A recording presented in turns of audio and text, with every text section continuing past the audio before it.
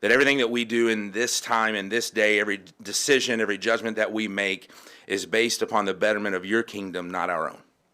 Help us to remove all opinions, all prejudice, all bias, and come to your throne and humbly seek your wisdom in everything that we do.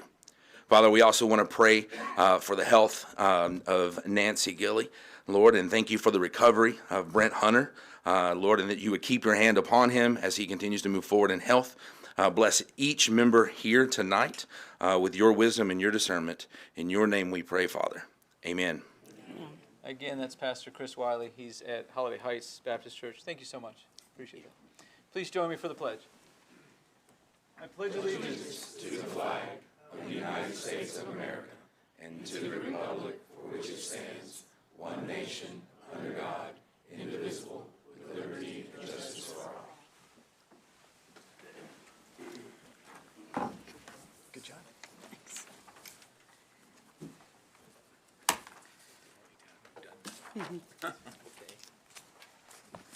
All y'all received a proposed agenda in your packet that was provided to you. I'm going to entertain a motion that we approve that.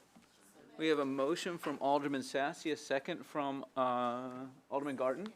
I would like to propose an amendment. I feel like we need to add an item under executive session. We may or may not decide to use that, but if we pass that right now, it just needs a majority vote, as opposed to if we wait later on, it would need 2/3 of a vote. And that is some language that, that Lance is going to give us. And that would be after executive session before adjournment. Well, it would be to consider and vote on a proposed settlement relative to the lawsuit against the city with the Nearwater development. So we have a motion from Alderman Robertson, a second from Alderman Goodwin. Does anybody need that repeated or have any discussion on that? All those in favor of approving that addition to our agenda, please say aye. Aye. Those opposed, please say no. That passes unanimously. Now we're back on the main motion. We have an agenda with one amendment to it. All those in favor say aye. Aye. Those opposed, please say no. That passes unanimously. Next, we have some presentations. Chief Bush, could you join me?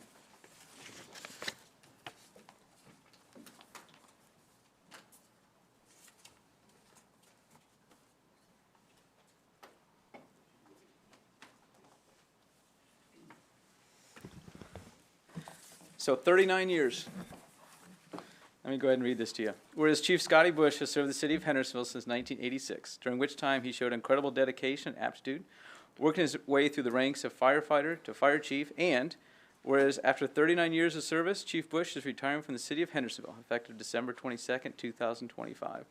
And whereas throughout his tenure, Chief Bush has made significant and lasting contributions to the city of Hendersonville, enhancing the community through his leadership, expertise, and commitment to public service, which actually started before he was a firefighter, when he was with Public Works? Parks, okay. Now, therefore, I, Jamie Clary, the mayor of the city of Hendersonville, by the authority vested in me as mayor, and on behalf of the entire board of mayor and aldermen, do formally proclaim our gratitude and appreciation, and urge all citizens of Hendersonville to join us in honoring Scotty Bush for his dedication and service to all the residents of this community. That's yours. Thank you so much. Appreciate it. Feel free if you want to say something.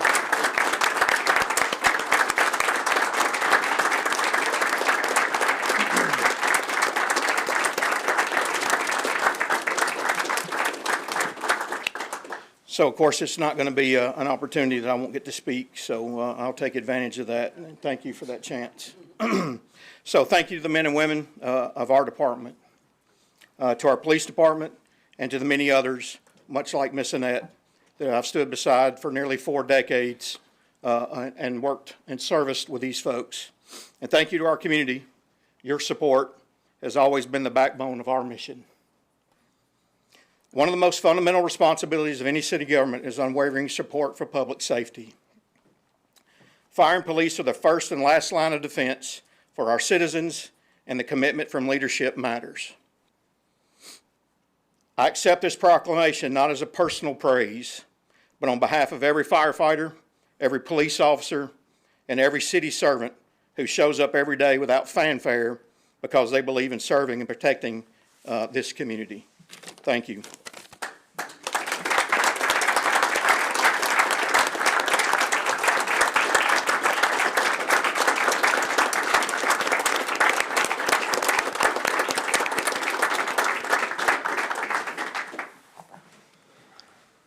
Brent, you want to join us? Do you want to join us?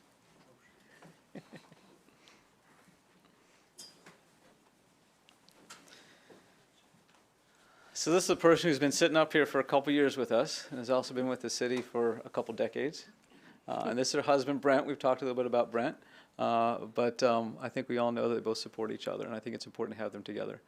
I'll go ahead and read this. Whereas Annette Hunter has served the city of Hendersonville since 1993, during which time she served in a variety of roles within the finance department, contributing to accounts payable, accounting, and property tax, and currently serves as the city recorder designee.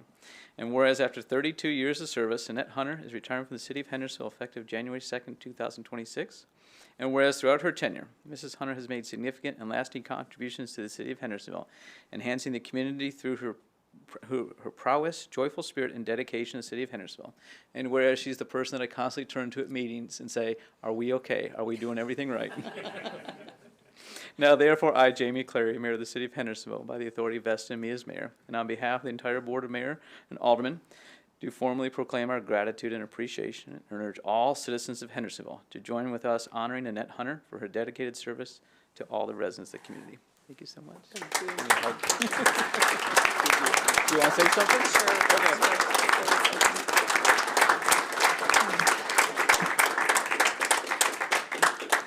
Thank you so much. Thank you, Mayor. I appreciate that. And I appreciate all of your support.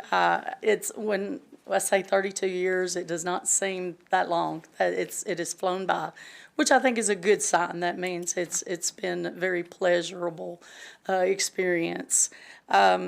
I just want to thank everyone that has worked with me and supported me in every role, especially Brent here too. When I have moved up through the ranks of the city, he's always been there rooting and supporting me and encouraging me. And it's been a pleasure to work with all the department heads and just everyone. And my team in finance is just amazing. We have gelled so well over the last 3 years or so, even more so, and it's just been a pleasurable experience all the way around.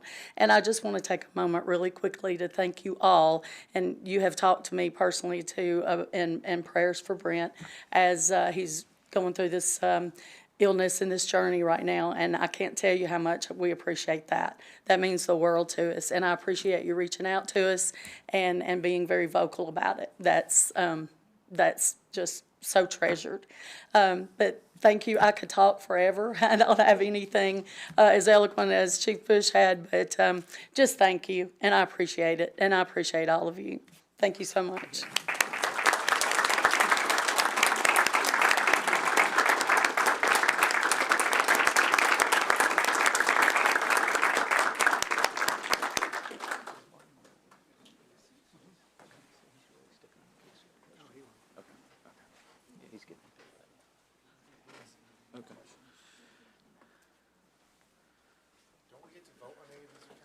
No.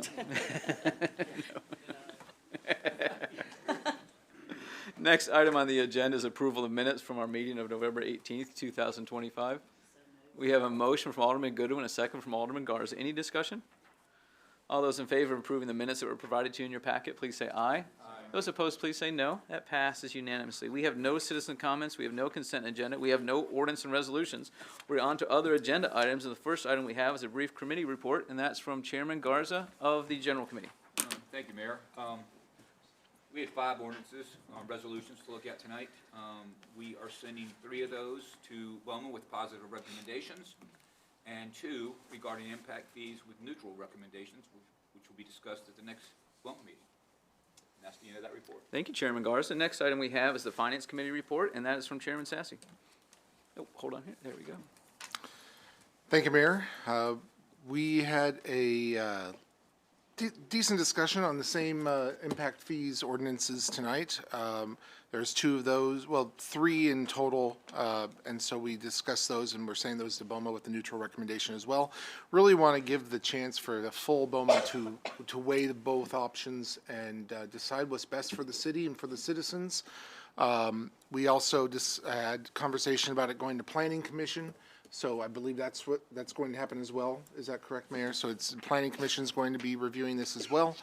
And also including a public hearing so the citizens can actually give us their view on the impact fees.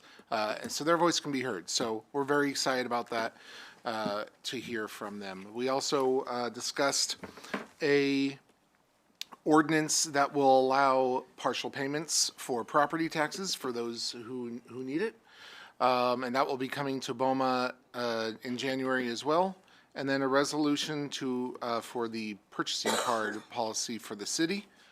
And that concludes my report. Thank you, Chairman Sassy. Next, we have a Planning Commission report from Alderman Martin. Thank you. We met on December 2nd. The first item on the consent agenda was Curtis Crossroads at 244 Curtis Crossroads, subdividing a larger lot. That passed 8 to nothing. The next one on the consent agenda was Valley Creek subdivision. Similar subdivision of a larger lot, passed 8 to nothing.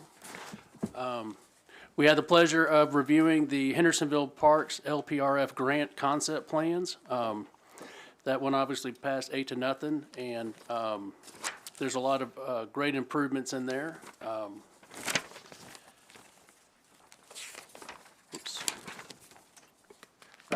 We reviewed the two other projects, residential homes asking for waivers. The first one was a Cherokee Woods section that's located at 112 Lake Terrace Drive. That's a rebuild from fire. They were asking for a variance on the setback. It was a minor one. We granted that 8 to nothing.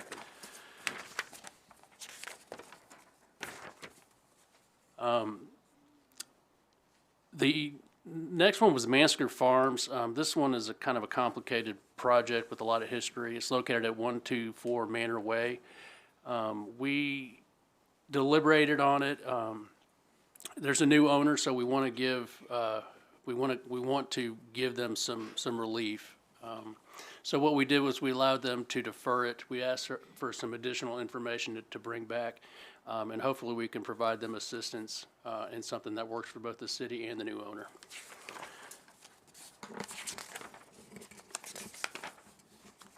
All right, staff level projects that were approved: Forest Park Development Plan Amendments. That's at 1685 Saundersville Road.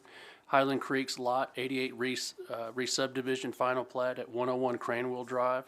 And Hispanic Baptist Church final plat at 251 Rockland Road. Staff level projects pending.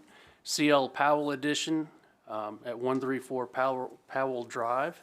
Meadows of Indian Lake, the final plat, 344 and 342 Raintree Drive. And Molly Walton Industrial final plat at 157 Molly Walton Drive. And that concludes my report. Appreciate that, Alderman Martin. Jesse, Bowman report. Thank you, Mayor. I try to be the most festive tonight, but Alderman Garza beat me out at that too, so at least hopefully I can have the longest report. I want to give you an update on the Public Works Director recruitment that is underway. We received a lot of quality applicants. We do have our first round of interviews scheduled for December 18th.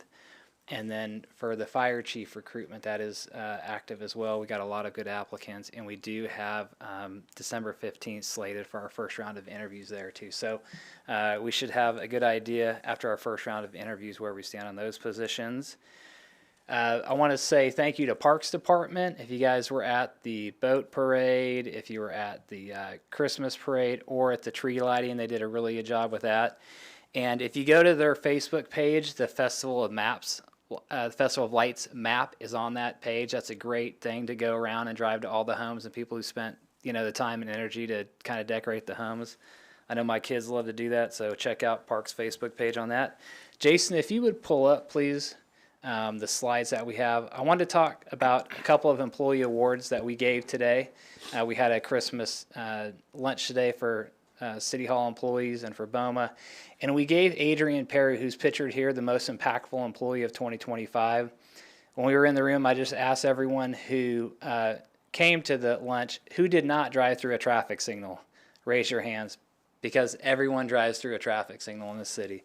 And that man is responsible for making sure they all operate and maintaining them. I used to get weekly emails from Mayor Clary about which signals and which phases were not working. Since Adrian's come on board, I don't get those emails anymore. And we used to outsource the repair of our signals to a company. And since Adrian's taken that over, it has reduced our costs. So he's reduced our expenses, he's improved our reliability of the system, and it decreases travel time for folks. So he was selected as most impactful employee of 2025, and I know he's watching. So good job, Adrian. If you go to the next slide, please, Jason. This is the most innovative employee of 2025. We gave this to Fire Department employee Drew Hayden. Drew really spearheaded the in-house fire academy. So the state offers that, but they only do it twice a year, and sometimes it's full. So Drew really took the initiative upon himself to develop that program in-house. So we were able to take all our guys through an in-house academy. They were trained the way we wanted them to be trained, and they came out with their EMR certification in hand, which typically they had to do post their certification through the state. So Drew did a really good job with that, and for that he got Most Innovative Employee of 2025. Then if you go to the next slide, this is just a thank you to beautiful Hendersonville. If you guys see the decorations in City Hall, and if you go to the next slide, or just around the city in general, you know, the Oak Ridge Boys Bridge looks really, really good. Beautiful Hendersonville did an excellent job decorating. So Kathy and team, thank you guys very much. It looks really good. I think that's all we have for slides, right, Jason? Okay. I want to go to the report for a little bit. We're not going to spend a lot of time on the report, but we are going to look at a couple things. If you go to page 11, you will see that local sales tax is up. We're up about 2.7%, and investment earnings are actually up. You know, it's expected that the Fed is going to cut rates, so the return that we are getting on our investments is probably going to drop if the Fed cuts rates, but right now we're actually doing better than last year. So our projections for the budget were under, so we're actually over what we project in the budget. If you go to page 12, you'll see operating expenditures are up about 6%, and as we go throughout this year, this number will be less susceptible to the timing of purchases. So sometimes with those expenditures, you'll see they're significantly more or less, but as we get throughout the year, you'll see those operating expenditures become more and more consistent. Page 15, public safety calls for service are up in police and fire, but on page 21, you'll see vacancies are low in both police and fire. So, you know, HPD's done a really good job with recruitment and get more guys to fill the seats, and then fire, we have a couple to fill, but really not too many. So that concludes the actual metrics I have in there. I did want to touch a little bit on Annette's retirement and Chief Bush's retirement. Annette has really been a tremendous blessing to the city behind the scenes. You know, you guys see her up here, but when it comes to finance, records requests, putting the BOMA packets together, so many things that make the city work. Annette's got her CMFO. She's just been a real blessing to work with, and I know everyone who works around her really appreciates her. She's been here a long time. We're going to miss you, but we hope that you really enjoy the next chapter in your life with retirement. So it's well deserved. Thank you. You've been more than a coworker. You've been a friend to me, so I appreciate it. Chief Bush.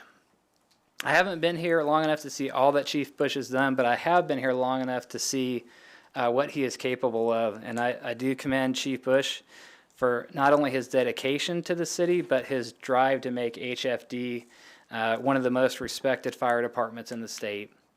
It's often said that HFD is the best fire department in the state, and I don't think it's hyperbole. And I say, I don't want a fire, but if I do have a fire, I want it to be in Hendersonville because we have such a good fire department. And they definitely fire on all 8 cylinders. And from a supervisory standpoint, the thing that I really appreciate about Chief Bush is his ability to effectively manage the operational aspects of his job so well that I don't really have to worry about their training, their response time, their equipment, because Chief Bush has it covered.